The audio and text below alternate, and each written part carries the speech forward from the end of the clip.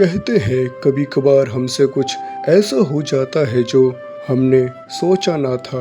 ऐसा ही हुआ नूनी चिड़िया के साथ। आइए देखते हैं। माँ, मुझे प्यास लग रही है, मुझे पानी पीना है। बेटा, देखती हूँ कहीं से पानी मिलता है तो लेके आती हूँ। नूनी चिड़िया अपने बच्चों के लिए पानी का जुगाड़ करने जाती है, लेकिन गर्मी इतनी थी, पानी ढूंढते ढूंढते उसे चक्कर आ गए और वो वहाँ गिर जाती है। उसी वक्त चमेलन वहाँ से जा रही होती है, हाथ में गन्ने का जूस लेके। हाय हाय, आज कितनी गर्मी। अरे ये कौन है जो गिरा हुआ है? बहन उठो, लगता है गर्मी की वजह से इसे चक्कर आ गए। मैं इसे जूस पिला देती हूँ। मेरे बच्चे कहाँ हैं? पवन, छोटी हीरी। बहन, कहाँ है तुम्हारे बच्चे? मेरे बच्चे पेड़ के पीछे छांव में बैठे हैं, उन्हें बहुत तेज प्यास लगी है।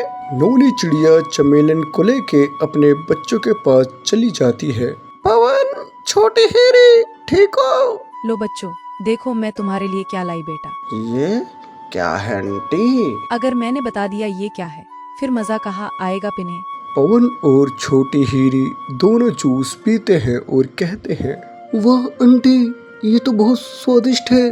सच में आंटी, ऐसा मीठा पानी हमने कभी नहीं पिया। बेटा, ये गन्ने का जूस है, गर्मी में ये शरीर को ठंडक देता है। बच्चों की प्यास बुझ गई और नूनी चिड़िया को भी थोड़ी ताकत वापस आ गई। आज अगर तुम नहीं मिलती तो पता नहीं मेरे बच्चों का क्या होता। मैं तुम्हारा ये एहसान कभी नहीं भूलूंगी। अरे बहन, इसमें एहसान कैसा? इंसानियत तो यही सिखाती है कि मुसीबत में एक दूसरे का साथ देना चाहिए। तभी अचानक तेज धूप और बढ़ जाती है और पास के तालाब का आखिरी पानी भी सूख जाता है। माँ, अब हम क्या करेंगे? पानी तो कहीं दिख ही नहीं रहा। हाँ बेटा, अब तो हमें कोई उपाय सोचना होगा। उसके बाद नूनी चिड़िया पानी की तलाश कर रही होती है कि उसे एक जगह कबूतर तड़पता हुआ दिखता है। कबूतर भाई, क्या हुआ? अरे मैं क्या करूं, इन्हें तो प्यास के मारे चक्कर आ गए। वहीं पास में नूनी चिड़िया को गन्ने का खेत दिखा। फिर उसका दिमाग टनका कि उसे भी चमेलन ने गन्ने का जूस पिलाया था और वो ठीक हो गई थी। नूनी चिड़िया ने भी ऐसा करा, उसे गन्ने का जूस पिलाया और वो होश में आ गया। बहन, आज तुम न होती तो मैं मर ही जाता। ऐसे कोई बात नहीं, गर्मी इतनी पड़ रही है कि कोई भी ऐसी गर्मी में बेहोश हो जाएगा। इतनी बात करके नूनी चिड़िया घर चली गई और वही बात दिमाग में चल रही थी कि इतनी गर्मी में कोई भी होता तो बेहोश हो जाता। फिर उसके दिमाग में एक प्लान आया और वो भागी भागी चमेलन के पास गई और बोली, चमेलन, मुझे तुम्हारी मदद चाहिए थी। हाँ बोलो, क्या मदद चाहिए? मुझे ये जानना है कि गन्ने कहाँ से खरीदे और कहाँ सही दाम पर मिल सकते हैं। अरे नोनी, बस इतनी सी बात, वो तो मेरे पति हीरा ही बेचते हैं, मैं दिलवा दूंगी सही दाम पर। नूनी चिड़िया के पास पैसे ना होने के कारण वो अपना घर गिरवी रखकर गन्ने खरीद लेती है और बिना पैसे के लालच के वो दूसरों को गन्ने का रस पीने देती है, जिससे कि सब स्वस्थ रहे, कोई बेहोश ना हो और कोई गर्मी के कारण मरे ना। अरे नोनी बहन, तुमने शुरू कर दिया बेचना। नहीं चमेलन आंटी, माँ बेच नहीं रही, माँ के साथ हम निष्काम सेवा कर रहे हैं। अरे वाह नोनी, क्या बात है, पुण्य कमा रही हो। हाँ आंटी, हमारी माँ ने घर गिरवी रखकर गन्ने का जूस चालू करा है, जिससे कि कोई भी बेहोश ना हो, सब सही सलामत अपने घर जा सके। नोनी, अगर तुम पैसे ना दे पाए तो कहाँ रहोगे? जब हम नीचे वालों को देखेंगे, ऊपर वाला हमें जरूर देखेगा। वाह चमेलन, तुमने मेरा दिल जीत लिया। वही बात चमेलन हीरा को बताती है और फिर वो दोनों क्या कहते हैं, हमें नूनी चिड़िया से सीख लेनी चाहिए, जहाँ उसके पास कुछ नहीं और वो दूसरों की इतनी मदद कर रही है, हमें भी कुछ करना चाहिए। मैं नूनी चिड़िया को अब फ्री में गन्ने दिया करूँगा। जहाँ नोनी चिड़िया चिंतित थी कि वो अब गन्ने कहाँ से खरीदे, वहीं उसका हाथ सबसे पहले हीरा ने बढ़ाया। फिर, अरे चमेलन, अगर तुम हमें फ्री में गन्ने दोगे तो तुम सब घर का खर्चा कहाँ से करोगे? अगर यही बात मैं तुमसे कहूँ तो? बहन, जब दिल से सेवा करते हैं ना तो ऊपर वाला खुद रास्ता बना देता है। हीरा आगे बढ़कर नोनी चिड़िया के पास आता है। नोनी बहन, आज से गन्ने तुम्हारे नहीं, ये सेवा का हिस्सा है। मैं भी तुम्हारे साथ हूँ। लेकिन हीरा भाई, कुछ मत कहो। अगर तुम दूसरों के लिए अपना घर दांव पर लगा सकती हो तो क्या मैं थोड़ा सा हाथ नहीं बढ़ा सकता मदद के लिए? धीरे धीरे गांव के और जानवर भी ये सब देखने लगे। अरे ये तो बहुत अच्छा काम हो रहा है, मैं भी लोगों को बुलाता हूँ। मैं पानी ढूंढने में मदद करूंगा। माँ देखो, सब हमारी मदद कर रहे हैं। माँ, आपने सही कहा था, अच्छा करने से अच्छा ही मिलता है। कुछ ही दिनों में वहाँ एक छोटा सा सेवा केंद्र बन जाता है जहाँ हर कोई बिना पैसे के गन्ने का जूस पी सकता है। तेज गर्मी में कोई भी बेहोश नहीं होता था। कुछ समय बाद, नोनी, तुम्हारे इस काम से पूरे गांव की जान बची है। हम सब ने मिलकर तुम्हारा घर वापस दिलाने का फैसला किया है। सच में? हाँ, और अब ये सेवा का काम पूरे गांव का होगा। नोनी चिड़िया की आंखों में खुशी के आंसू आ जाते हैं। खा बहन, ऊपर वाला सब देखता है। हाँ बहन, जब हम दूसरों का भला सोचेंगे तो हमारा भला अपने आप हो जाता है। मुसीबत में एक दूसरे का साथ देना ही असली इंसानियत है। धन्यवाद। सुबह का समय था। बरगद के पेड़ पर नोनी चिड़िया अपने बच्चों पवन और छोटी हीरी के साथ बैठी थी। माँ, आज हम दाना चुगने कहाँ जाएंगे? बेटा, पहले मैं गांव का चक्कर लगा कर आती हूँ। माँ, मेरे लिए मीठे बेर भी लाना। ठीक है बेटी। नोनी चिड़िया उड़कर गांव की ओर चली गई। रास्ते में उसने देखा कि कबूतर, तोता, हीरा कौवा और कबूतर दूर बाजार से सामान लाने के लिए परेशान थे। अरे भाई, 1 किलो चावल के लिए इतनी दूर जाना पड़ता है? हाँ, आधा दिन तो रास्ते में ही निकल जाता है। नोनी चिड़िया ने उनकी बातें सुनी और सोच में पड़ गई। अगर मैं गांव में किनारे की दुकान खोलूं तो सबकी मदद हो सकती है। शाम को वह घर लौटी। माँ, आप इतनी चुप क्यों हो? मैं सोच रही हूँ कि गांव में मैं किनारे की दुकान खोलूं। सच माँ? फिर तो सबको सामान ही मिल जाएगा। मैं भी आपकी मदद करूँगा। अगर तुम दोनों साथ दोगे तो हम जरूर सफल होंगे। अगले दिन नोनी अपने पड़ोसी हीरा कौवा के पास गई। हीरा भाई, मैं किराने की दुकान खोलना चाहती हूँ। वाह, ये तो बहुत अच्छा विचार है।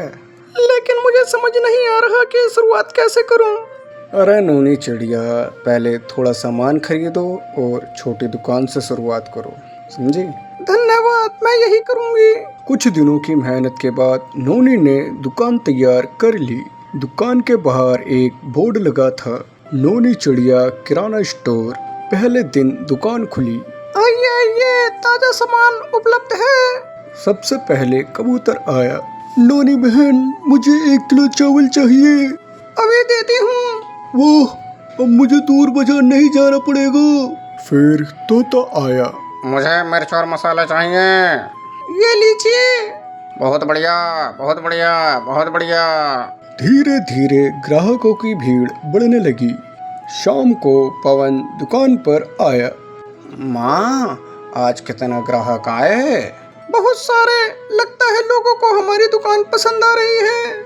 माँ, मैं कल से सामान सजाने में मदद करूंगी। बहुत अच्छा। कुछ दिनों बाद हीरा कौवा की माँ आती है। बेटे, मेरे पास अभी पैसे नहीं है, क्या थोड़ा आटा मिल सकता है? क्यों नहीं दादी, आप जितना चाहे ले जाइए। लेकिन पैसे बाद में दूंगी। मुझे आप पर भरोसा है। बूढ़ी दादी की आंखों में आंसू आ गए। भगवान तुम्हारा भला करे बेटे। नोनी की दयालुता की खबर पूरे गांव में फैल गई। एक दिन तेज बारिश शुरू हो गई। बारिश लगातार कई दिनों तक होती रही। अब क्या होगा? बाजार से सामान भी नहीं आ पाएगा अब तो। मेरे घर का राशन खत्म होने वाला है। सभी चिंतित थे। तभी नोनी दुकान के बाहर आई।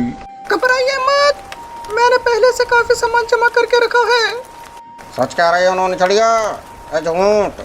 हाँ, सबको जरूरत का सामान मिलेगा। तुमने तो हमारी चिंता दूर कर दी। पूरा गांव खुश हो गया। बारिश खत्म होने के बाद गांव में एक सभा हुई। आज हम नोनी का सम्मान करेंगे। कठिन समय में इन्होंने पूरे गांव की मदद की है। सबने जोरदार तालियां बजाई।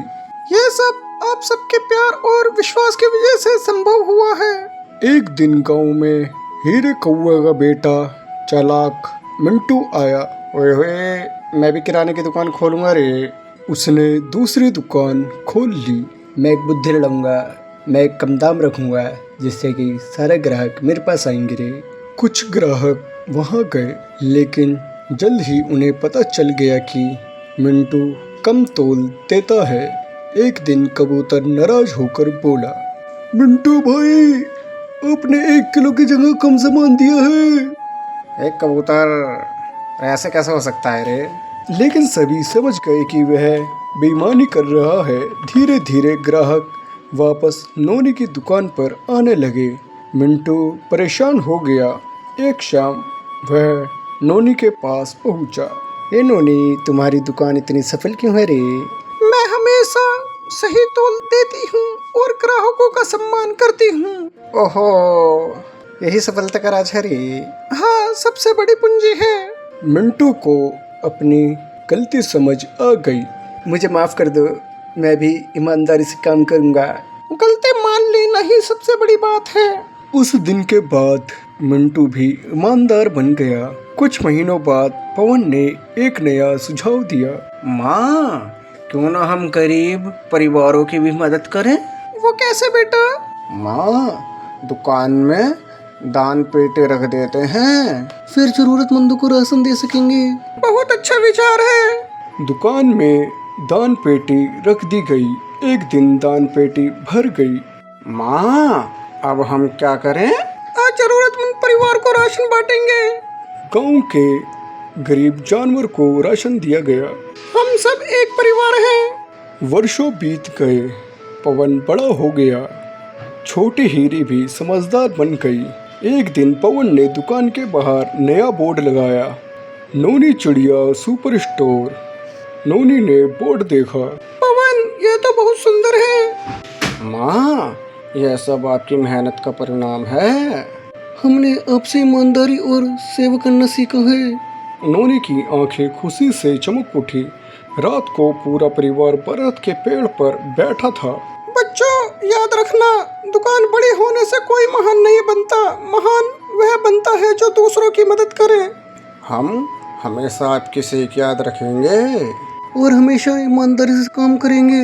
आसमान में चमकते तारों के नीचे नोनी चिड़िया और उसका परिवार खुशी खुशी रहने लगा और उनकी किराने की दुकान पूरे गांव में ईमानदारी और सेवा की मिसाल बन गई।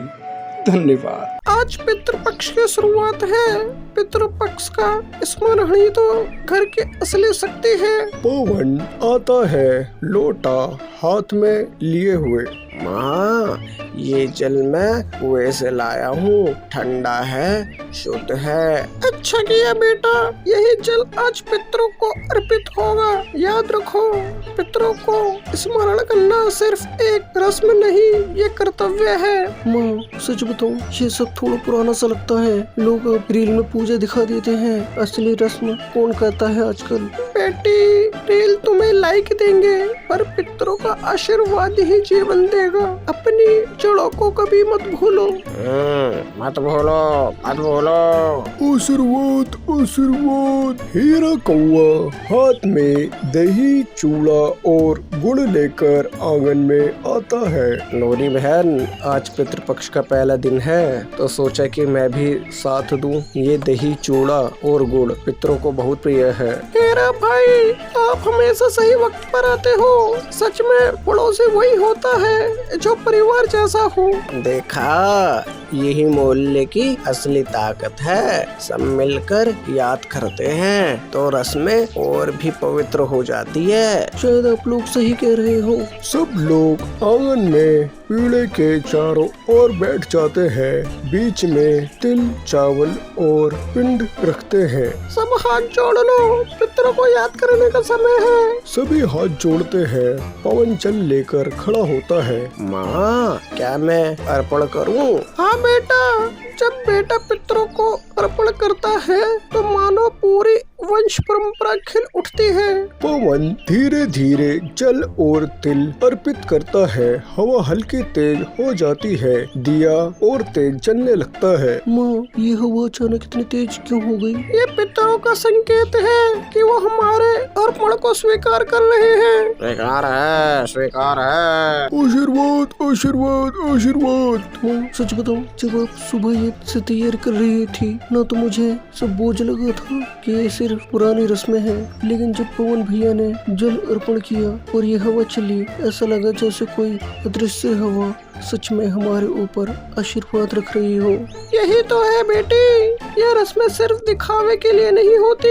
ये रिश्तों की डोर है जो हमें उन लोगों से जोड़ती है जिन्होंने हमें जन्म दिया, हमें पाला, और अब भले ही हमारे बीच वो नहीं है, लेकिन उनकी आत्मा हमें देख रही है। छोटी हीरी, तुम्हें याद है दादी कैसे हमें हर त्योहार पर कहानी सुनाती थी? वही दादी आज हमें देख रही है। शायद वो मुस्कुरा रही होगी कि हम अब भी उनकी यादों को जिंदा रखे हुए हैं। जिंदा है, जिंदा है, यादें जिंदा है, यादें जिंदा है। माँ, आज मैं कोई रील नहीं बनाऊंगी। ये पल कैमरे में कैद नहीं होनी चाहिए, ये तो दिल में रहना चाहिए। नोनी बहन, सच कहूँ, मैंने बचपन में अपने पिता को यही करते देखा है। तब समझ नहीं आता था कि अर्पण से क्या बदलता है, लेकिन आज जब खुद बुढ़ापे की दहलीज पर खड़ा हूँ, समझ आता है कि ये रस्में हमें हमारी जिम्मेदारी याद दिलाती है।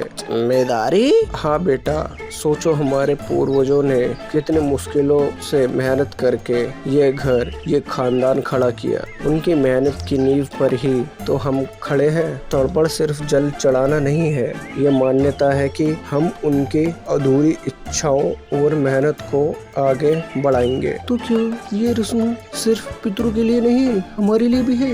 जड़ें मजबूत है, जड़ें मजबूत है। तर्पण पूरा होते ही अचानक हवा तेज होने लगती है। आंगन का दिया जो हल्की लो से जल रहा था, अचानक और तेज जलने लगता है। तुलसी के पत्ते हिलते हैं। सब चौंक कर देखते हैं।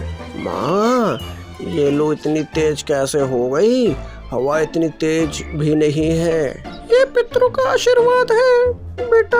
वो हमें बता रहे हैं कि हमारी श्रद्धा उन तक पहुँची है। माँ, मुझे लग रहा है जैसे दादी सच में यहीं खड़ी हो, जैसे उनके हाथ ने मेरे सिर पर आशीर्वाद रखा हो। ये चमत्कार नहीं है, ये विश्वास है। जब मन सच्चा होता है तो पितृ हमेशा अपनी मौजूदगी का एहसास कराते हैं। तोता और कबूतर दोनों अचानक से गायब हो जाते हैं, आशीर्वाद आशीर्वाद कहकर। आशीर्वाद, आशीर्वाद। हमेशा साथ, हमेशा साथ, हमेशा साथ। नोनी चिड़िया थाली में से दही, चूड़ा और गुड़ सबको बांटती है। सब मिलकर खाते हैं। बस यही असली तृप्ति है। पितरों को याद करो, उनका आशीर्वाद लो और फिर उस आशीर्वाद को बांटो। देखना, यही आशीर्वाद हमारी आने वाली पीढ़ियों तक जाएगा। आज मुझे सच में लगता है कि दादा दादी और हमारे सब पूर्वज हमारे आसपास ही हैं। अरे, शायद पहली बार मुझे महसूस हुआ कि परंपरा बोझ नहीं होती, ये तो हमारे जीवन का सहारा होती है। याद रखना बच्चों, पितृ सिर्फ अतीत नहीं है, वो आज भी हमारे साथ है। उनका आशीर्वाद ही घर की सबसे बड़ी ताकत है। माँ, सच कहूँ तो अब दिल में एक सुकून है, जैसे कोई अदृश्य हाथ हमें दुआ देकर चला गया। हाँ बेटा, और वही हाथ हमें आगे भी संभालता रहेगा। इस कहानी में पितरों का आशीर्वाद परिवार का जुड़ाव और परंपरा की गहराई दिखाती है। यह हमें सिखाती है कि पितृ सिर्फ एक स्मृति नहीं बल्कि जीवन का आधार है। धन्यवाद। हीरा कौआ, तैयार हुए कि नहीं? आज ही देखने जानी है लड़की तुम्हारे लिए। कल का नहीं बोला उन्हें मैंने। हाँ, बस हो गया तैयार मैं। जरा मैं भी तो देखूं क्या कर रहा है हीरा कौआ। अभी पी लेता हूँ, पता नहीं वहाँ मिलेगी या नहीं मिलेगी बीड़ी। अरे कौआ, तुमसे मना करा था ना कि आज भी बीड़ी मत पियो। और अगर उन्हें पता लग गया ना ये बीड़ी बाज है तो बिहानी करने की तुमसे ध्यान रखना इस बात का। नहीं पता लगेगा नोनी, चलो जल्दी अब। नोनी चिड़िया और हीरा कौआ लड़की देखने जाते हैं, लेकिन हीरा कौआ को बीड़ी की लत लगी हुई थी। वो चलते चलते भी बीड़ी पीता चला। जब दोनों जा रहे थे, रास्ते में तोता मिलता है तो तोता क्या कहता है हीरा कौआ से? अरे क्या बात है, नोनी चिड़िया और हीरा कौआ कहाँ निकल रही है सवारी सुबह सुबह? तोता भाई, हीरा के लिए लड़की देखने जा रहे हैं। अच्छा, हीरा के लिए कौन सी बीड़ी मिल गई? हीरा के लिए सुनामी, हावड़ा बंडल या कौन सी? तोता तमीज से बोलो, ये क्या मतलब है तुम्हारा हावड़ा बंडल और सुनामी? हीरा हीरा, मैं तो ये कह रहा था कि मुझे पता है क्या कह रहे थे, अपने काम से काम रखो। ठीक है हीरा भाई, चलो फिर मिलते हैं शाम को अच्छी खुशखबरी के साथ। हाँ। फिर हीरा कौआ और नोनी चिड़िया थोड़ी दूर ही चलते हैं। फिर रास्ते में मुलाकात कबूतर से होती है तो कबूतर क्या कहता है हीरा से? हीरा भाई,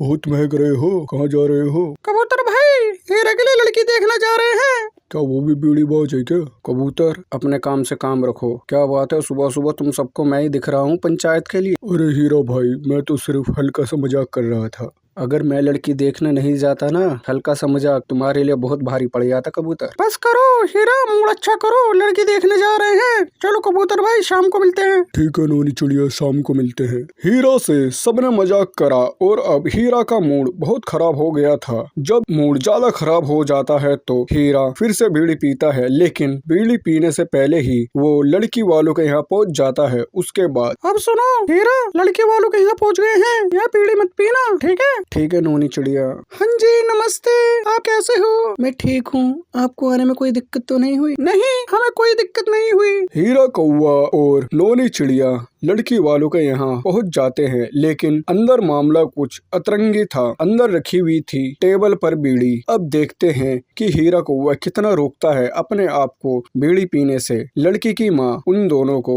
घर में बुलाती है। आओ बैठो। चमेली बेटा पानी दो। लाई माँ, अब बीड़ी पीना चाहते हैं? नहीं नहीं नहीं, मेरी बेटी बहुत देर से खड़ी है, पानी लीजिए। हाँ लेता हूँ। हीरा अपने आप को कंट्रोल कर लेता है, वो बीड़ी को हाथ तक नहीं लगाता। उसके बाद वो वापस अपने घर चले जाते हैं। नोनी चिड़िया घर पर हीरा से क्या कहती है? हीरा, आज तुमने बेइज्जती होने से बचा लिया। मुझे लगा कि तुम बीड़ी पी ही लोगे।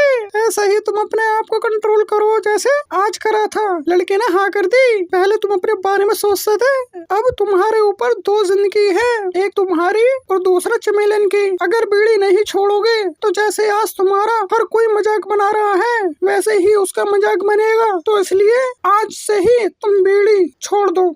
सही कह रही हो, मैं अब से बीड़ी नहीं पीऊंगा, कभी भी नहीं।